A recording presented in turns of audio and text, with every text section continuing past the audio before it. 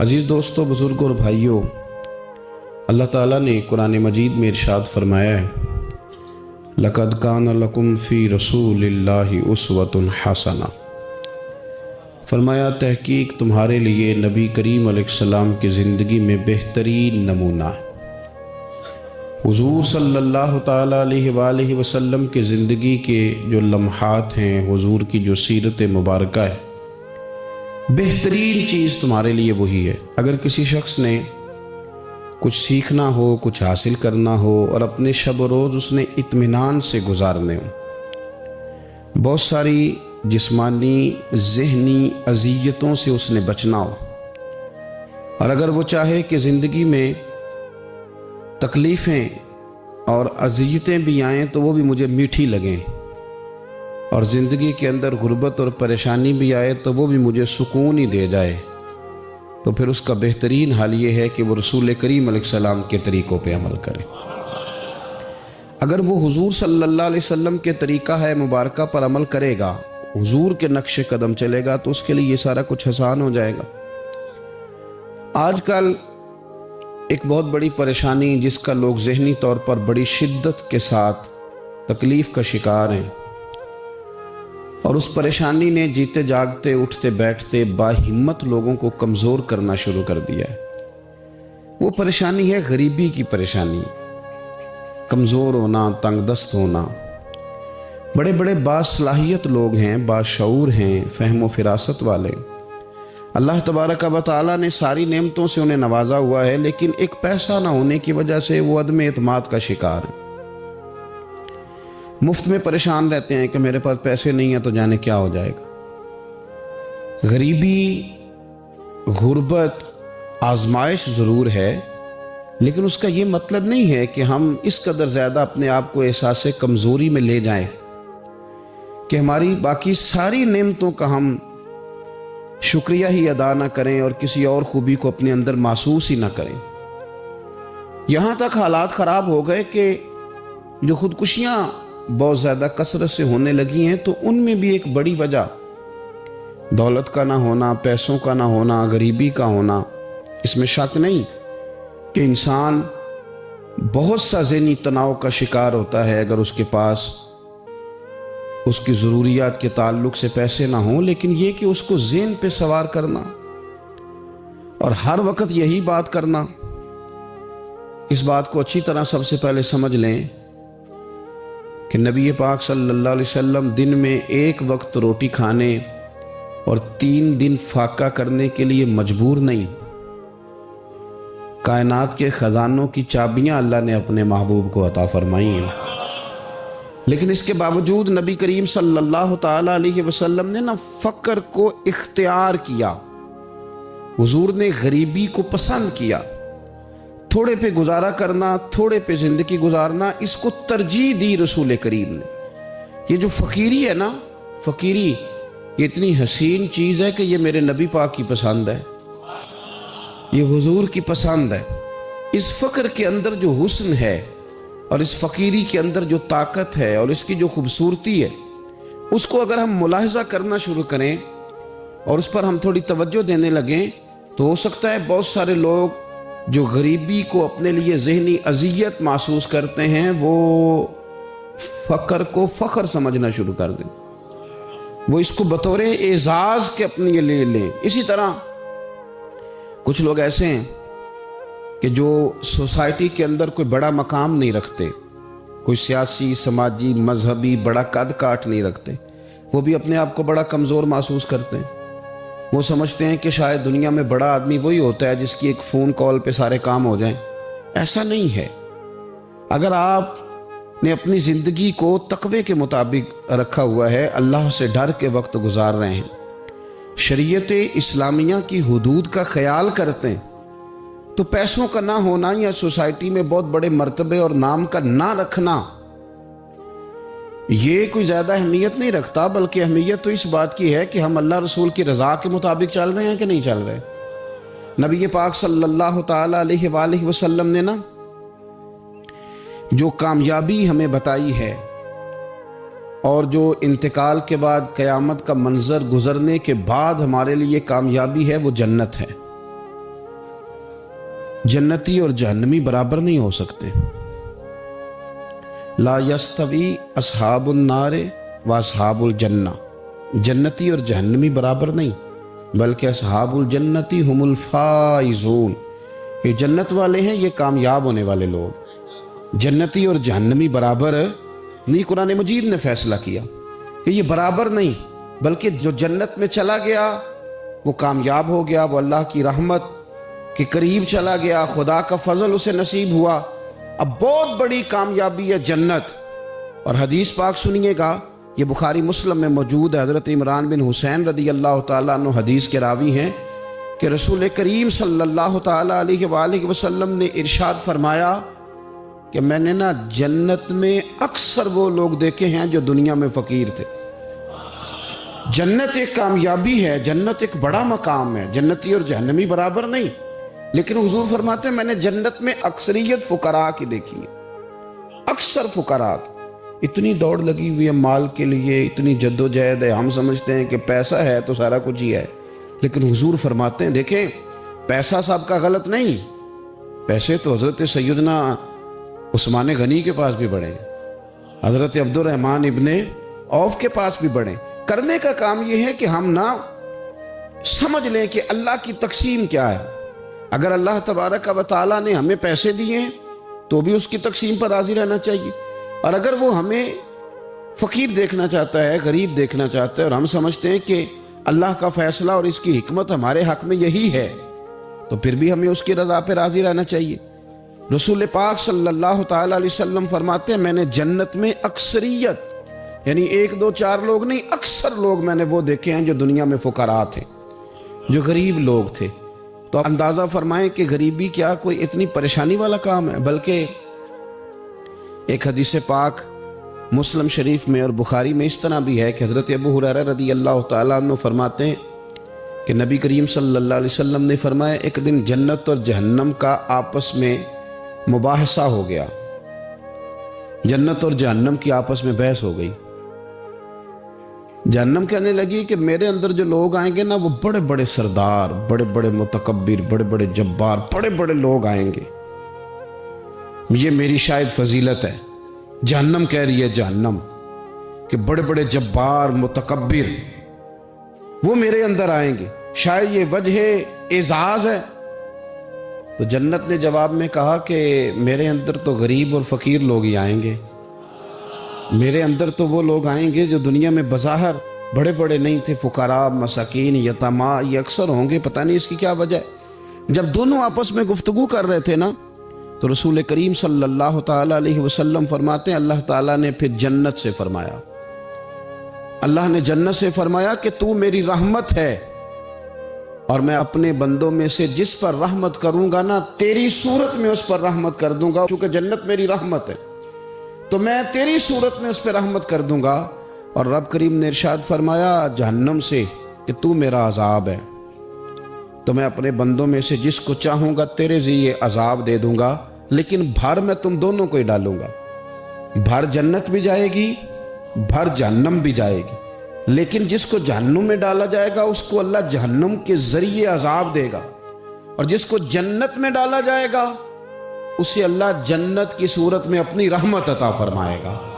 और ये दोनों खुद गवाहियाँ दे रही हैं कि जब्बार, तकब्बुर करने वाले, अपने दिल में गुरूर रखने वाले, बड़ा बड़ा अपने आप को गर्दानने वाले, जहन्नम खुद कह रही है वो मेरे अंदर आएंगे। और जन्नत कहती है कि मेरे अंदर तो ज़ईफ़ लोग आएंगे, लाचार लोग आएंगे, आजिज़ लोग आएंगे, कमज़ोर लोग आएंगे। हमें ये देखना है कि क्या हमारा वो लोग बनने का शौक़ है कि जिनके जनाब बड़े लाओ लश्कर हैं, जिनके बड़े प्रोटोकॉल हैं, जिनकी बड़ी बात है, और जो गुरूर के तौर पर वो हमें बनना है, या हमें वो गरीब और लाचार बनना है कि जिन पे अल्लाह जन्नत की सूरत में रहमत नाजिल फरमा देगा।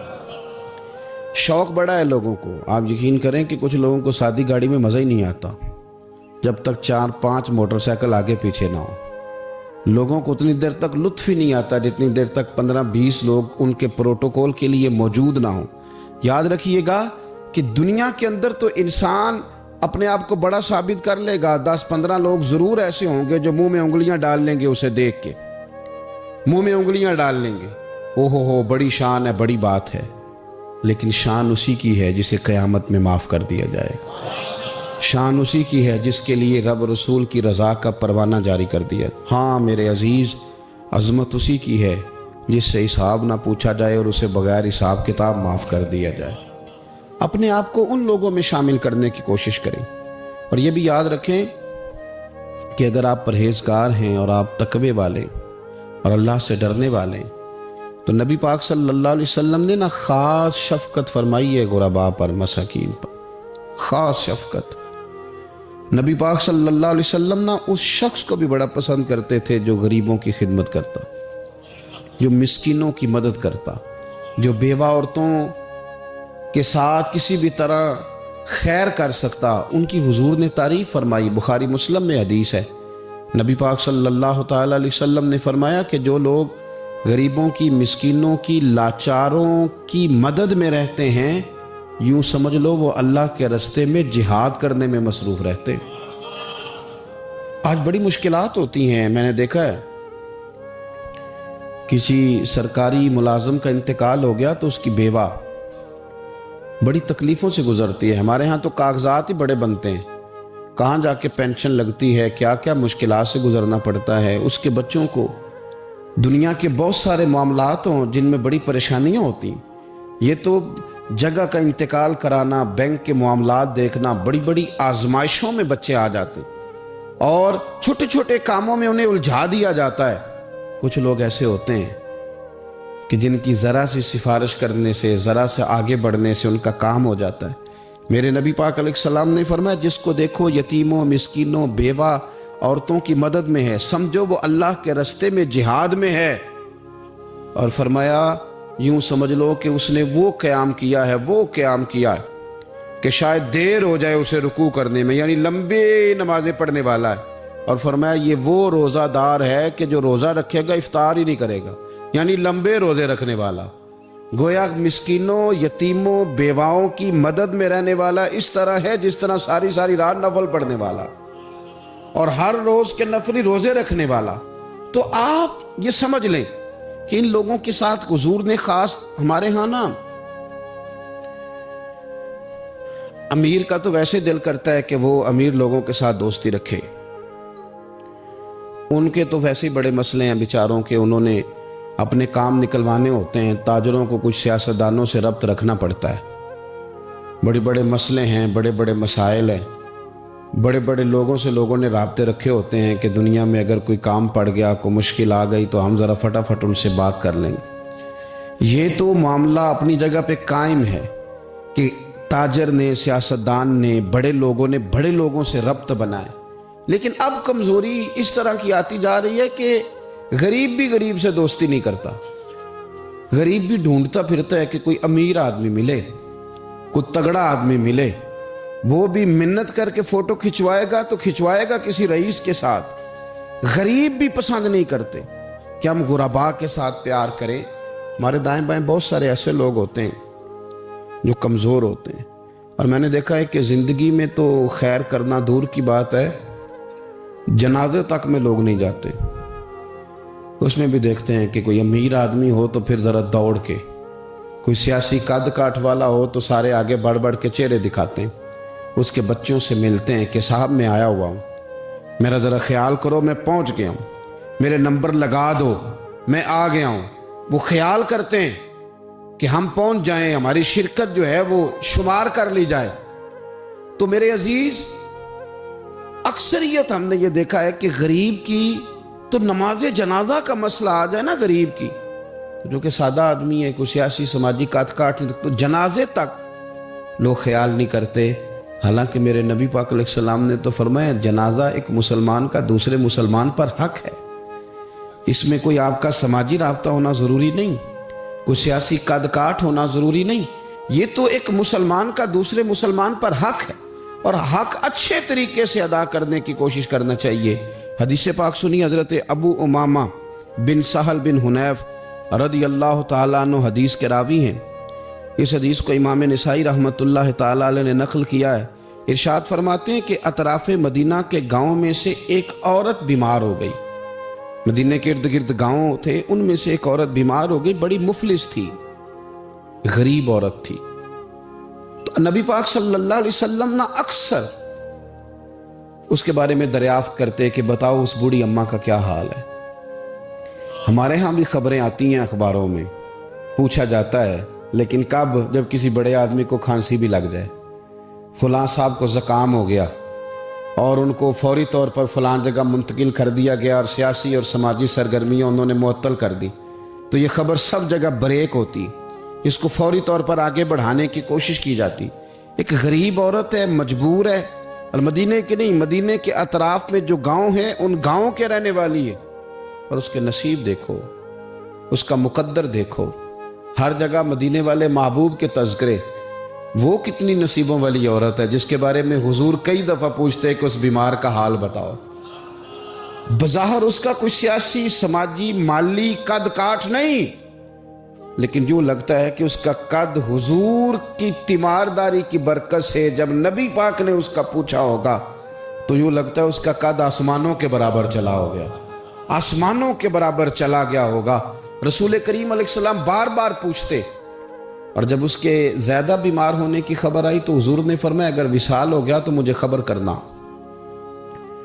صحابہ کرام فرماتے ہیں رات کو وصال ہوا، رات کے وقت ہی غسل کفن کر کے اسے مدینہ شریف لایا گیا، لیکن جب معلومات کی گئی تو حضور بظاہر آرام فرمائے، حضور آرام کر رہے ہیں۔ صحابہ نے مناسب نہیں سمجھا کہ نبی پاک علیہ السلام کو تکلیف دی جائے، سرور کائنات صلی اللہ علیہ وسلم کو جگانا مناسب نہ سمجھا۔ لوگوں نے نماز جنازہ پڑھا، اس کو دفن کر دیا۔ حضور نے صبح پوچھا مجھے خبر کیوں نہیں دی؟ بڑے جنازے ہو کے گزر گئے، بڑے لوگ تھے جو چلے گئے، لیکن یہ کتنی نصیبوں والی ہے کہ حضور نے فرمایا مجھے بتایا کیوں نہیں؟ اب مجھے بتاؤ۔ او یارو ذرا غور کرنا، ساری دنیا گنبد خضرا پر، ساری دنیا حضور کی بارگاہ میں سلامی دینے، اور میرے نبی کریم صلی اللہ علیہ وسلم نے کیا فرمایا؟ فرمایا مجھے بتاتے نہیں اس کی قبر کہاں ہے؟ یعنی حضور قبر کا پتہ پوچھے محبوب؟ حضور تو ویسے کسی جگہ قریب سے گزر جائے نا تو اعلیٰ حضرت فاضل بریلوی فرماتے ہیں وہ جس سمت آ گئے ہیں کوچے بسا دیے ہیں، وہ تو علاقہ ویسے ہی مہک جاتا ہے، بس جاتا ہے۔ حضور قبر کہاں ہے؟ اس کا کوئی سیاسی قد کاٹ ہے؟ یہ کوئی بہت بڑے قبیلے کی ہے؟ حضور نے فرمایا دیکھو غریبی کو اعزاز اس طرح دینا، غریبی کے ساتھ رویہ یہ میرا اسوہ حسنہ ہے، اس طرح غریبوں کے ساتھ سلوک کرنا، پھر غریب مایوس نہیں ہوں گے، پھر غریب خودکشیاں نہیں کریں گے، پھر غریب اپنے آپ کو معاشرے سے کٹا ہوا محسوس۔ کہاں ہے اس کی قبر؟ یا رسول اللہ اس قبرستان میں یہ قبر ہے، یہ میرے نبی پاک کا اعزاز ہے، یہ حضور کا اعزاز ہے۔ ویسے تو دوسرا جنازہ جائز نہیں، اگر وارث جنازہ نہ پڑھے تو پھر دوسرا جنازہ پڑھا جا سکتا ہے، لیکن حضور تو وارث ہے نا اپنی ساری امت کے۔ تو نبی پاک قبر پہ کھڑے ہوئے، فرمایا بناؤ صفے، میں دوبارہ جنازہ پڑھانا چاہتا ہوں۔ ایک دیہات میں رہنے والی مفلس عورت، ایک دیہات میں رہنے والی غریب عورت، وہ بی بی کہ جس کا کوئی بظاہر لمبا چوڑا نام نہیں، کوئی بڑے القابات سے پکارا نہیں جاتا، حضور نے 4 تکبیروں کے ساتھ امام نسائی نے لکھا ہے دوبارہ جنازہ پڑھایا، اور لوگوں کو بتایا کہ اس طرح کر کے اگر تم غریبی سے پیار کرو گے نا، ان کی مہک نے دل کے غنچے کھلا دیے ہیں، وہ جس راہ چل دیے ہیں کوچے بسا دیے ہیں۔ اور کیا خوبصورت انداز ہے فاضل بریلوی کا، کہنے لگے کہ میں مجرم ہوا کا مجھے ساتھ لے لو، کہ رستے میں ہیں جا بجا تھانے والے۔ حضور آپ مہربانی کریں، ایک دفعہ تشریف لائیں، ایک دفعہ تشریف لائیں، میرا بازو پکڑ کے مجھے گزار دیں۔ وہ کتنی نصیبوں والی ہے کہ بن بلائے ہی محبوب اس کی قبر پہ پہنچ گئے ہیں۔ آپ جب تھوڑا تھوڑا نا، زیادہ نہیں تو اپنے ملازمین کے ساتھ ہی، زیادہ نہیں تو جو آپ کے تحت لوگ ہیں ان کے ساتھ ہی ہمارا رویہ ٹھیک ہو جائے۔ ایک صحابی نے ایک دفعہ پوچھ ہی لیا کہ یا رسول اللہ صلی اللہ علیہ وسلم میرا ملازم بڑی ہی غلطیاں کرتا ہے، میرا غلام بڑی غلطیاں کرتا ہے، تو کتنی کو دفعہ معاف کروں؟ کتنی کو غلطیاں ایک دن میں کو کر سکتا ہے؟ 2 دفعہ کر لے گا، 3 دفعہ بھول جائے گا۔ سوال پوچھا نا کہ یا رسول اللہ صلی اللہ علیہ وسلم میرا غلام بڑی غلطیاں کرتا ہے تو کتنی دفعہ معاف کروں؟ نبی پاک علیہ السلام نے فرمایا اگر تو نے گنتی کر کے گویا پوچھا ہے تو چلو تجھے اسی طرح ہی بتا دیتے ہیں، حضور کتنی دفعہ معاف کروں؟ فرمایا چل ایک دن میں 70 بار تو معاف کیا ہی کرنا۔ حالانکہ 70 غلطیوں کو دن میں نہیں کر نہیں سکتا، اس نے شمار کر آخر کتنی کو دفعہ معاف کروں؟ نبی پاک صلی اللہ علیہ وسلم نے فرمایا 70 دفعہ تو معاف کر ہی دیا کر۔ 70۔ حضرت ابو مسعود رضی اللہ تعالیٰ عنہ فرماتے مجھے کسی بات پہ غصہ تھا اور میں اپنے غلام کو مار رہا تھا، پیٹ رہا تھا، اور بار بار میں اس پر سختی کر رہا تھا۔ دور سے حضور نے دیکھا اور آوازیں دیں۔ قریب جب حضور پہنچ گئے تو نبی پاک علیہ السلام نے ایک جملہ کہا، فرماتے ہیں پھر دوبارہ میں نے کبھی اپنے غلام پہ ہاتھ نہیں اٹھایا۔ اللہ کے رسول فرمانے لگے جتنا تجھے اس پر اختیار ہے نا، میرے رب کو اس سے کئی گنا بڑھ کے تیرے اوپر اختیار ہے۔ اگر آج اللہ تعالیٰ نے یہ تقسیم کر دی ہے کہ کسی کو تمہارا ملازم بنا دیا ہے، کسی کو تمہارے ماتحت کر دیا ہے، تو اس کا معنی یہ تو نہیں کہ تم اب اس سے پیار کرنا چھوڑ دو، اس پر شفقت کرنا چھوڑ دو۔ رسول کریم صلی اللہ تعالیٰ علیہ وآلہ وسلم نے ارشاد فرمایا کہ جتنا اختیار تمہیں اس پر ہے نا، اس سے کہیں بڑھ کر اللہ تعالیٰ کو تم پر اختیار ہے۔ مالدار لوگ توجہ کریں، میری بات پر غور کریں۔ اللہ نے مالداروں کو جو دیا ہے تو ان کی محنت کی وجہ سے نہیں دیا۔ محنت مزدور تم سے بڑھ کے کرتا ہے، اوور ٹائم لگاتا ہے۔ خدا نے نا اپنے فضل سے دیا ہے۔ میرے ایک بزرگ دوست ہیں، سادے آدمی ہیں، ان کی ایک بات میرے نا دل میں بیٹھ گئی۔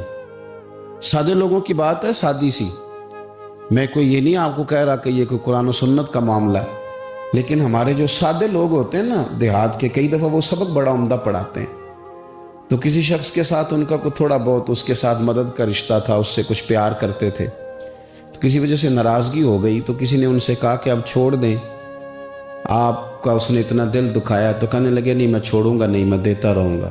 کیوں؟ کہنے لگے اس لیے کہ میرے دل میں بات بیٹھ گئی ہے کہ پتہ نہیں اللہ کدے نصیبہ نہ دیندا ہے، تو یہاں سے کوئی کھا جائے، کسی کی مدد ہو جائے۔ آپ کے ہاں اگر ماتحت کچھ لوگ ہیں، آپ کو کسی کی مدد کرنی پڑتی، تو اگر آپ کا یہ ذہن بن گیا نا کہ میں صاحب ہوں اور میں انہیں دیتا ہوں اور میری وجہ سے کام چلتا ہے اور میری تنخواہ سے چولہا جلتا ہے، تو آپ نے بڑی چھوٹی سوچ پیدا کر لی ہے، اب کمزور ہو گئے۔ اگر آپ نے یہ سوچ لیا نا کہ میں کسی کو اپنے آفس سے اپنی مل سے نکال دوں گا تو شاید اسے کہیں اور نوکری نہیں ملے گی، تو آپ چھوٹے آدمی، آپ نے کمزور سوچ رکھی۔ حدیث پاک سنیں گے تو دل ٹھنڈا ہوگا۔ اسے بھی امام بخاری نے لکھا ہے، حضرت مصعب بن سعد رضی اللہ تعالیٰ عنہ روایت کرتے ہیں کہ ایک مرتبہ نا حضرت سعد بن ابی وقاص رضی اللہ تعالیٰ عنہ کے دل میں خیال آیا۔ مالدار آدمی تھے نا حضرت سعد بن ابی وقاص اور بڑے جرنیل تھے، تو دل میں خیال آیا کہ دیکھو نا اللہ تعالیٰ نے ہمیں غریبوں پر فضیلت دے دی ہے مال و دولت کی وجہ سے۔ خیال آ جاتا ہے نا کہ دیکھو جی مطلب میرے پاس پیسے ہیں، مجھے اللہ نے دیا ہوا ہے۔ خیال آ گیا۔ حضرت مصعب بن سعد رضی اللہ تعالیٰ عنہ فرماتے ہیں ان کے دل میں خیال آیا، دل میں خیال آیا کہ دیکھو اللہ نے پھر ہمیں فضیلت والا بنایا، تو اسی لیے اللہ نے ہمیں پیسے دیے نا، اللہ نے ہمیں کچھ بنایا ہے تو پھر ہی اللہ نے دولت زیادہ دی ہے نا۔ تو فرماتے ہیں نبی کریم صلی اللہ تعالیٰ علیہ وسلم نے ان سے فرمایا یاد رکھو تمہیں نا تمہارے کمزور اور غریب لوگوں کے وسیلے کی وجہ سے روزی دی جاتی ہے۔ تمہیں امیروں تمہیں جو نوازا جاتا ہے نا، تو یہ غریبوں کے صدقے، ضعیفوں کے صدقے، کمزوروں کے صدقے، یہ ان غریبوں کے صدقے تمہیں نوازا جاتا ہے اور پھر تمہارے ذمے لگایا جاتا ہے کہ تم نے زکوٰۃ دینی ہے، تم نے صدقات دینے ہیں، تم نے ان پر خرچ کرنا ہے، تمہیں ان کے صدقے مل رہا ہے، ان کے صدقے۔ ایک سوچ یہ ہے کہ اللہ نے مجھے مال دیا ہے تو کسی وجہ سے دیا ہے، اور ایک سوچ یہ ہے کہ میری فیکٹری میں پتہ نہیں کون سا غریب لوگ ہے جس کی وجہ سے فیکٹری چل رہی ہے۔ ایک سوچ یہ ہے کہ پتہ نہیں میرے آفس میں کون سا ایسا شخص ہے جس کی وجہ سے نظام چل رہا ہے، اور ایک سوچ یہ ہے کہ میں جاگیردار ہوں تو پتہ نہیں کون سا کسان ہے جو میرے پاس کام کرتا ہے تو اس کی وجہ سے اللہ مجھے بھی روزی دیتا ہے۔ نبی پاک صلی اللہ علیہ وسلم نے امیروں کو یہ سوچ بنانے کا کہا کہ یہ سوچ بناؤ کہ ہمیں رب جو دیتا ہے وہ کمزوروں کے صدقے دیتا ہے، وہ غریبوں کے صدقے دیتا ہے۔ اگر یہ ذہن بن جائے، دیکھیں نا، یہ کاریگر ہے اور یہ اچھا نظام چلانے والا ہے، ایڈمنسٹریٹر بہت اچھا ہے، مینیجر بڑا اچھا ہے، یہ نکل گیا تو خرابی ہوگی۔ ایک ذہن یہ ہے، اور اگر ذہن یہ بن جائے کہ یہ بندہ غریب ہے، یہ مجبور ہے، یہ تنگ دست ہے، اس کے چھوٹے چھوٹے بچے ہیں اور مجھ سے تنخواہ لے کے جاتا ہے تو اس کا کام چلتا ہے، اگر یہ چھوڑ کے چلا گیا نا تو ہو سکتا ہے جو اس کے ذریعے رزق آتا ہے وہ نہ آئے۔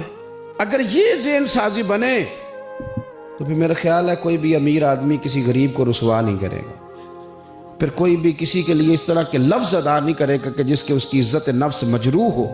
ہم اگر یہ تھوڑا تھوڑا کر کے رویہ اپنے دلوں کے اندر پیدا کرنا شروع کر دیں اور تھوڑی تھوڑی محبت کو بڑھانے لگیں تو آہستہ آہستہ ہمیں محسوس ہوگا کہ ہم کوئی ظرف کو اونچا لے گئے ہیں، ہمارے دلوں کو اللہ نے نرم کر دیا ہے۔ ہمارے ہاں نا سوسائٹی میں کچھ سیاسی سماجی لوگ ہیں جن کی سفارش چلتی ہے، جو نامی گرامی ہوتے ہیں، جو علاقے کے معروف لوگ ہوتے ہیں، جو اشراف اپنے آپ کو سمجھتے ہیں، قبیلوں کا بڑا جانتے ہیں۔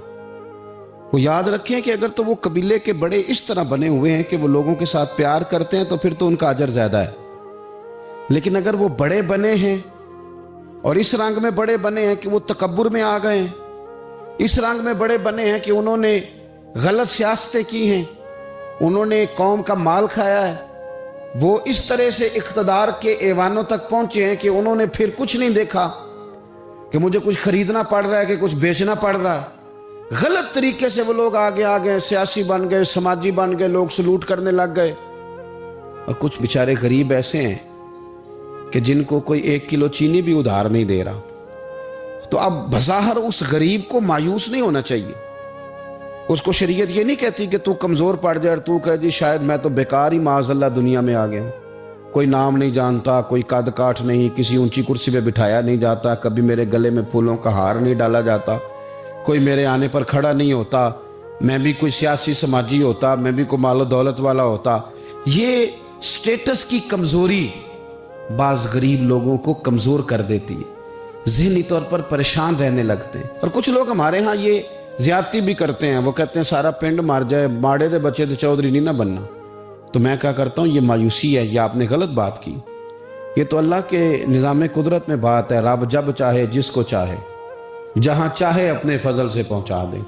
آپ حدیث پاک سنیں گے اور اس حدیث پاک کے جو خوبصورت پہلو ہیں اس پر آپ غور کریں گے۔ حضرت سیدنا سہل بن سعد انصاری رضی اللہ تعالیٰ عنہ فرماتے ہیں ہم نبی پاک علیہ السلام کی خدمت میں حاضر تھے تو ایک شخص قریب سے گزرا، تو حضور نے اپنے پاس بیٹھے ہوئے ایک شخص سے فرمایا اس کے بارے میں تیرا کیا خیال ہے؟ تو اس نے عرض کی حضور یہ بڑا لوگوں میں معزز آدمی ہے، بڑا اس کا اکرام ہے۔ ہوتے ہیں نا لوگ سیاسی ہیں، سماجی ہیں، بڑی اتھارٹی رکھتے ہیں، بڑے سردار ہیں، بڑے چودھری، حضور اس کا بڑا مقام ہے۔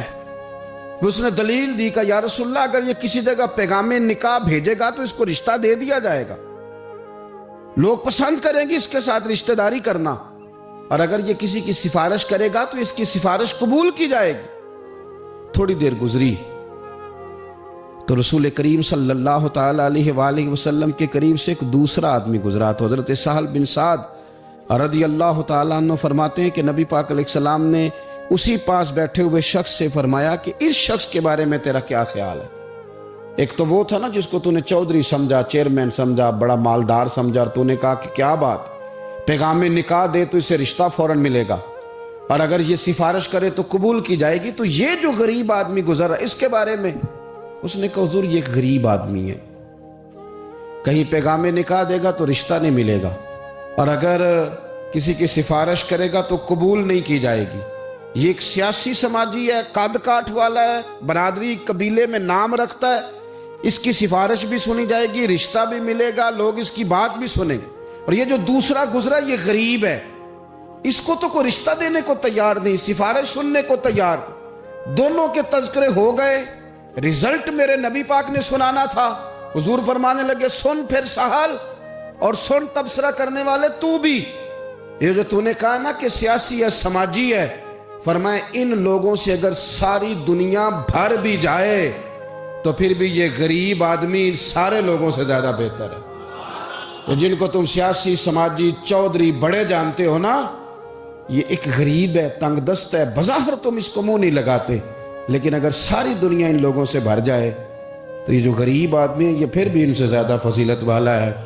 میرا خیال ہے جب حضور غریبی کی اتنی فضیلتیں بیان کرے تو پھر غریبوں کو پریشان تو نہیں نہ ہونا چاہیے، پھر تو اپنی فقیری کو اپنے سینے سے لگا کے فخر کرنا چاہیے، پھر تو ناز کرنا چاہیے، پھر تو غور کرنا چاہیے کہ اللہ تبارک و تعالیٰ نے ہمیں کتنی عظمتوں سے نوازا ہے، کتنی فضیلتیں عطا فرمائیں۔ لوگوں کو جب سمجھایا جاتا تھا نا حضور کے زمانے میں، نبی پاک صلی اللہ علیہ وسلم کے زمانہ مبارکہ میں جب سمجھایا جاتا تھا، حضرت سیدنا ابو عبد الرحمن رضی اللہ تعالیٰ عنہ بیان کرتے ہیں کہ میں حضرت عبداللہ بن عمر بن عاص رضی اللہ تعالیٰ عنہ کی بارگاہ میں بیٹھا تھا تو کچھ لوگ آئے، انہوں نے آ کر کے اپنی غریبی کی شکایت کی۔ انہوں نے کہا نہ ہمارے پاس کوئی سواری ہے، نہ ہمارے پاس کوئی سامان ہے، نہ کوئی ہمارے پاس خرچہ ہے، ہم بڑے مسکین لوگ ہیں جی، بڑے غریب۔ یہ کچھ باتیں کرتے ہیں نا لوگ، مایوس سی، غریب لوگ ہیں تو جملوں کے اندر مایوسی ٹپکتی ہے، کچی بات، کچھ بھی نہیں جی، کیا جینا ہے ہمارا، کچھ بھی نہیں، مشکل سے گزر اوقات ہوتی ہے۔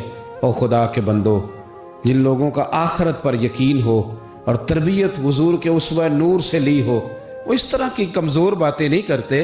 وہ حضرت مولا علی شیر خدا سے کسی نے کہا کہ آپ نے مال کیوں نہیں کمایا، چلو حلال ہی کما لیتے۔ تو حضرت مولا علی فرمانے لگے مال حرام ہو تو عذاب ہوتا ہے، حلال ہو تو حساب ہوتا ہے۔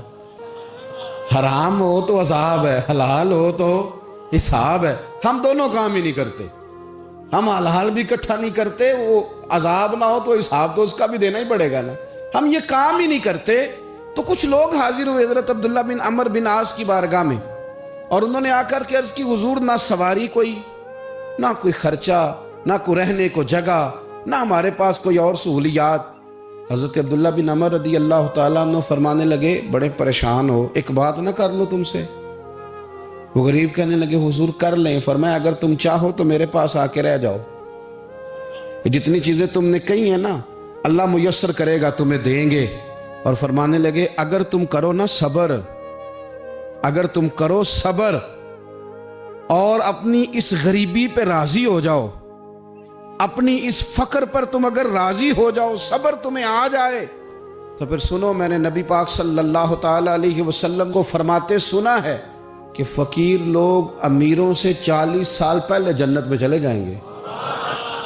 اگر تو تم جو مایوسی بتا رہے ہو وہ تم سے صبر نہیں تمہیں ہونے دیتی تو آ جاؤ، تمہیں مال دیتے ہیں۔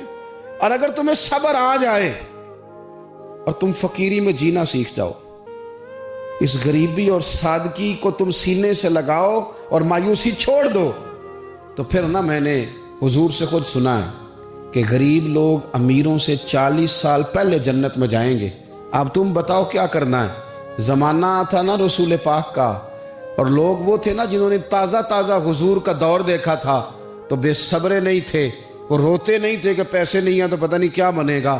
انہوں نے یہ نہیں کہا کہ ہم آپ کے پاس آ جاتے ہیں، آپ ہماری ضروریات کا خیال کر دیں۔ حدیث سنی نا جب حضور کی، غریبوں غور کرنا، جب انہوں نے حضور کی یہ حدیث سنی نا کہ غریب امیروں سے 40 سال پہلے جنت میں جائیں گے، تو وہ غریب لوگ حضرت عبداللہ بن عمر سے کہنے لگے حضور ہمیں نہیں پیسے چاہیے، ہم انشاءاللہ صبر کریں گے اور جنت میں امیروں سے پہلے داخل کر دیے جائیں گے، ہم اس غریبی کے ساتھ وقت گزاریں گے۔ تو بہت زیادہ مایوسیوں سے باہر آئیں، بہت زیادہ پریشانیوں سے باہر آئیں، ہر وقت رونا اور ہر وقت یہ احساس زندگی ہے کتنی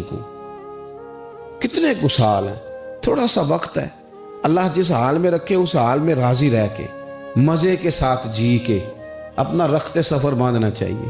ہم اتنی مایوسیوں میں گھر گئے ہیں، اتنی مایوسیوں میں۔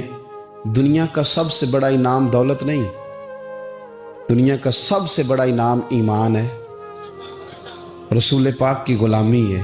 تو جسے یہ شان ملی ہوئی ہے اسے پھر ناز سے جینا چاہیے۔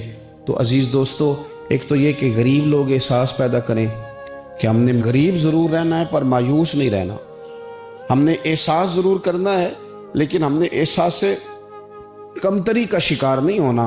اور امیر بھی غور کریں، اگر وہ تھوڑا سا غریبوں کی طرف ہاتھ بڑھائیں گے تو ان کے رزق میں برکت ہی ہوگی، ان کے ذریعے سے انہیں زیادہ ہی نوازا جائے گا۔ اللہ کے حضور دعا ہے مالک کریم ہمیں سمجھنے کی توفیق عطا فرمائے، آمین۔ آخر دعوانا ان الحمدللہ۔